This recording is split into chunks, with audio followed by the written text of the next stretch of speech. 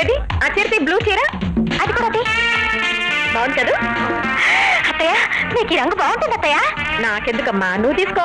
నాకా? ఇప్పటికే 10 చీరలు తీశారు, ఇక చాలండి అత్తయ్య. సరే నీ ఇష్టం. టవల్స్ చాలా బాగున్నాయి. ఆ చీరద్దు. అబ్బా వద్దు. ఎంత బాగున్నాయో. అక్కడ ఆయన కూడా సెలెక్ట్ చేస్తున్నారు. బోల్డ్ అని చీరలు ఎంత బాగున్నాయో. అక్కడ ఆయన కూడా సెలెక్ట్ చేస్తున్నారు. అవి ఇవి కలిసి బోల్డ్ అని చీరలు అయిపోతే ఇక చాలు పదండి.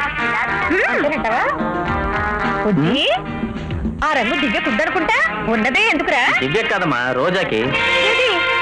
ఆ పని పిల్లక ఆమె మొగుడు దుబాయ్ లో ఉన్నాడు కదా, పాపం దానికి ఎవరు కొనిస్తారు, అందుకే కొన్నాను.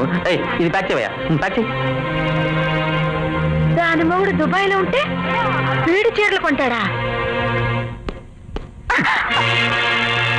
ఎందుకు నా మీద పడతావు? సారీ సారీ కావాల మీద పడి. ఏమండి ఏమండి, మీరు ఒకటి గమనించారా? ఏమిటది? మన మురళి దివ్య భార్యాభర్తలా లేరు. అవును, మీరు కూడా గమనించారా? ఏమన్నావు? ఎందుకు లేదు? ఎక్కడున్నారండి? దాని కాలు తగిలినా చేయి తగిలినా వీడు విరుచుకుపడిపోతున్నాడు. అసలు వీళ్ళిద్దరికీ పొసగట్లేదేమోనని నాకు అనుమానంగా ఉందండి.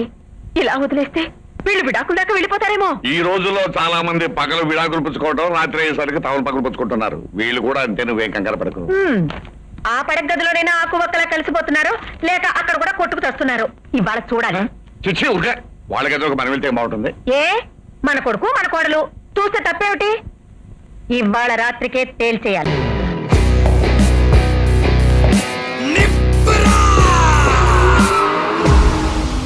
అవును, మీరు గ్యాంగ్స్టర్ ఎందుకు అయ్యారు?